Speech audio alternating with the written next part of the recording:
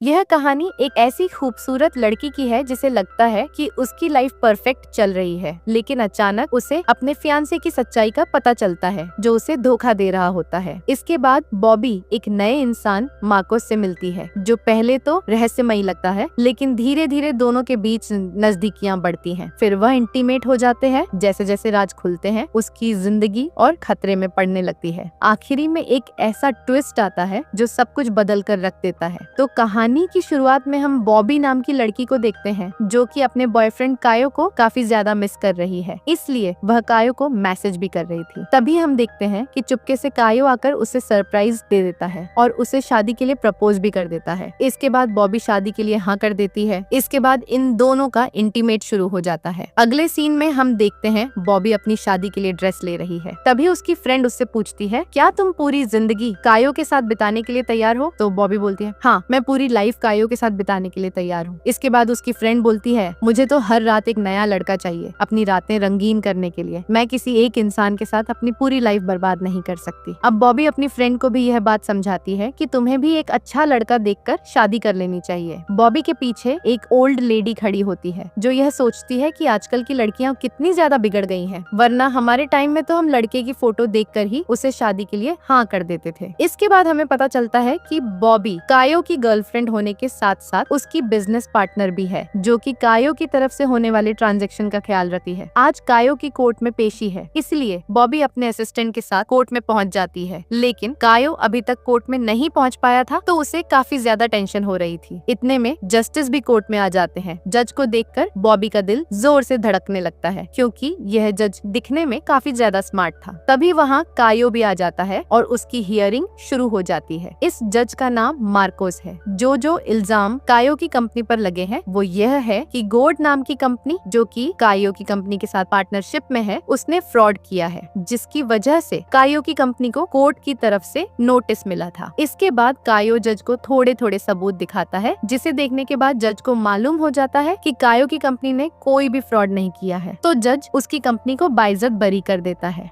जिसके बाद कायो बॉबी से गले मिलता है, लेकिन बॉबी का ध्यान तो सिर्फ जज पर था। यहाँ बॉबी जज को इशारे भी करती है। अगले सीन में कायो को कंपनी के काम की वजह से दूसरे शहर जाना था, तो वह बॉबी को गुड बाय बोलकर निकल जाता है। इसके बाद हमें पता चलता है कि अगले दिन बॉबी की बैचलर पार्टी होने वाली है, तो वह उसे पार्टी में अपने असिस्टेंट को भी इन्वाइट करती है जिसका नाम थियागो है, जो कि उसका बेस्ट फ्रेंड भी है। लेकिन थियागो उस पार्टी में आने से मना कर देता है। बॉबी अपनी नई जिंदगी शुरू करने वाली थी। वह अपनी पुरानी यादों को पूरी तरीके से भुला देना चाहती थी, इसलिए वह अपनी पुरानी बाइक को भी सेल कर देती है, जिससे कि उसे काफी ज्यादा लगाव था। आगे हम बैचलर पार्टी का सीन देखते हैं जिसमें सिर्फ लड़कियां ही थीं। इसमें एक नंगा लड़का उनके सामने डांस कर रहा था और ये लड़कियां उसे देखकर एंजॉय कर रही थीं। इसके बाद ये सारी लड़कियां बॉबी को गिफ्ट देती हैं, लेकिन एक गिफ्ट में बॉबी को कुछ ऐसा मिल जाता है जिसे देखकर बॉबी पूरी तरह से टूट जाती है। इस गिफ्ट में कायो की कुछ ऐसी तस्वीरें होती हैं जिनमें कायो किसी दूसरी लड़की के साथ चिपका हुआ था। इसके बाद बॉबी अपने आप को वॉशरूम में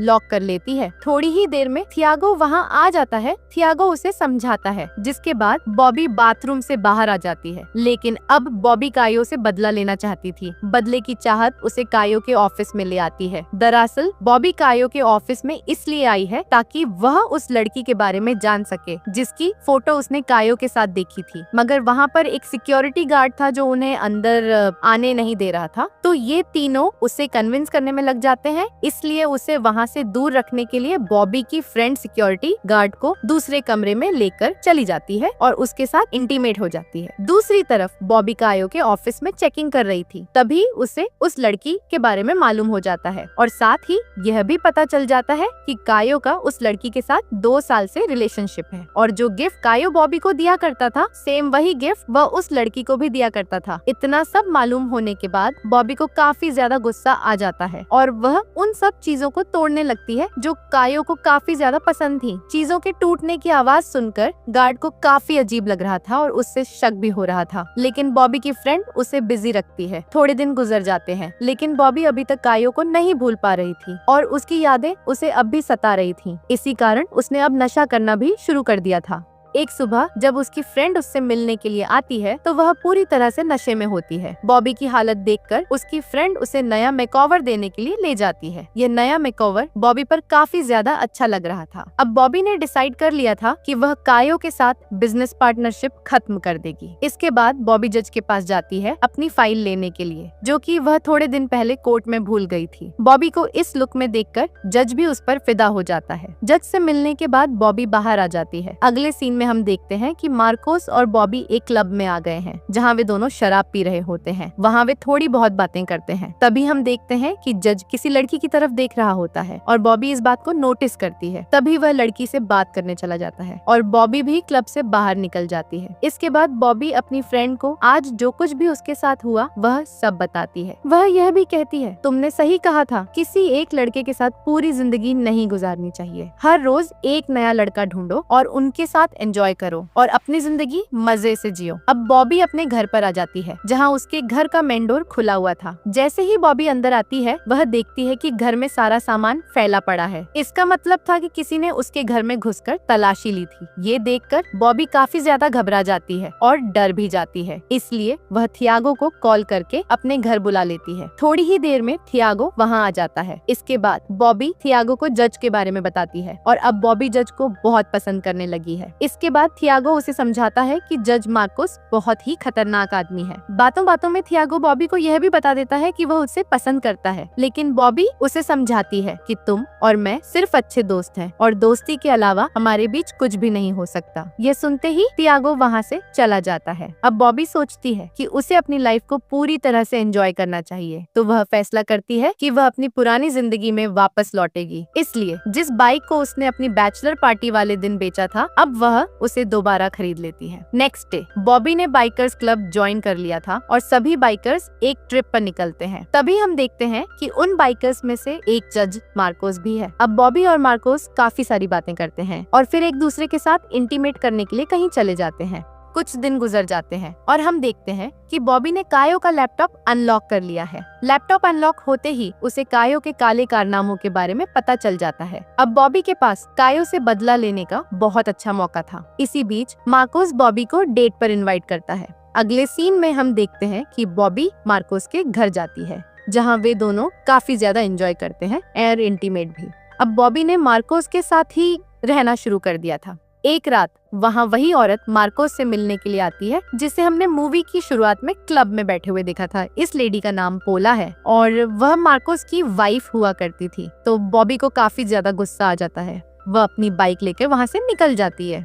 बॉबी गुस्से में बहुत तेजी से बाइक चला रही होती है, जिसकी वजह से उसका एक्सीडेंट हो जाता है। अब बॉबी को अस्पताल में एडमिट करवा दिया गया था। कुछ दिन उसका ट्रीटमेंट चलता है और फिर वह पूरी तरह से ठीक होकर अपने घर लौट आती है। तभी उसके घर मार्कोस आ जाता है। दरअसल मार्कोस उससे माफी मांगने और अपनी सिचुएशन को समझाने आया था। ये दोनों हॉस्पिटल भी जाते हैं, जहां बॉबी को पता चलता है कि मार्कोस की 4 साल की बेटी है, जिसे एक गंभीर बीमारी है। असल में ये बीमारी उसकी बेटी को पोला की लापरवाही की वजह से हुई थी। जब पोला प्रेग्नेंट थी तो वह तरह तरह का नशा किया करती थी, क्योंकि उसकी मानसिक हालत ठीक नहीं थी। इसी वजह से उनकी बेटी काफी कमजोर पैदा हुई। यही कारण था कि मार्कोस और पोला साथ नहीं रह पाए। ये सब सुनकर बॉबी को थोड़ी राहत मिलती है और मार्कोस के लिए उसके मन में थोड़ी नरमी आ जाती है। अगले सीन में हम देखते हैं कि मार्कोस अब उस इंसान का पता लगाने में लग गया है जिसने बॉबी का एक्सीडेंट करवाया था। वह अपने असिस्टेंट से कुछ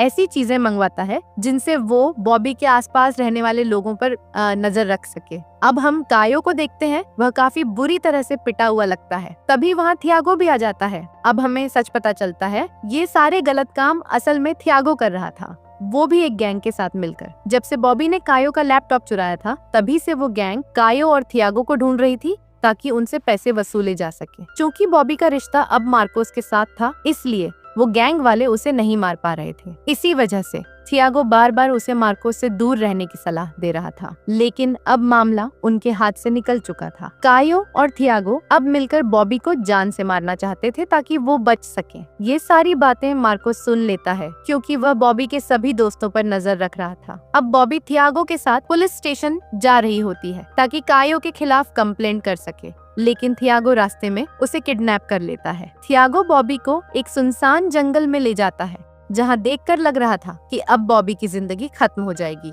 कायो बॉबी के लिए एक गड्ढा खोद रहा था। इन दोनों की प्लानिंग थी कि बॉबी को जान से मार दिया जाए। थियागो कायो से कहता है बॉबी को गोली मार दो, लेकिन कायो मना कर देता है। इस पर थियागो कायो की ही गन लेकर उसे गोली मार देता है। अब बारी थी बॉबी की, लेकिन तभी वहाँ मार्कोस आ जाता है और थियागो से भिड़ जाता है। दोनों के बीच जोरदार लड़ाई होती है। लड़ते लड़ते थियागो मार्कोस को गोली मार देता है, जिससे वह बुरी तरह घायल हो जाता है। अब थियागो बॉबी को मारने ही वाला होता है कि तभी अचानक मार्कोस का असिस्टेंट पीछे से आकर थियागो को गोली मार देता है और थियागो का वहीं अंत हो जाता है। बॉबी तुरंत मार्कोस के पास जाती है, यह देखने के लिए कि वह ठीक है या नहीं। शुक्र है कि मार्कोस ठीक था। थोड़ी ही देर में मदद भी पहुंच जाती है और उसे अस्पताल में भर्ती करवा दिया जाता है। कुछ दिन बीत जाते हैं और हम देखते हैं कि मार्कोस अब पूरी तरह से ठीक हो चुका है। बॉबी ने अब मार्कोस से शादी कर ली है और उसकी बेटी को भी अपना लिया है। दोस्तों, वीडियो अच्छी लगी हो तो हमारे चैनल को सब्सक्राइब जरूर करना और इसी के साथ यह शानदार मूवी खत्म हो जाती है।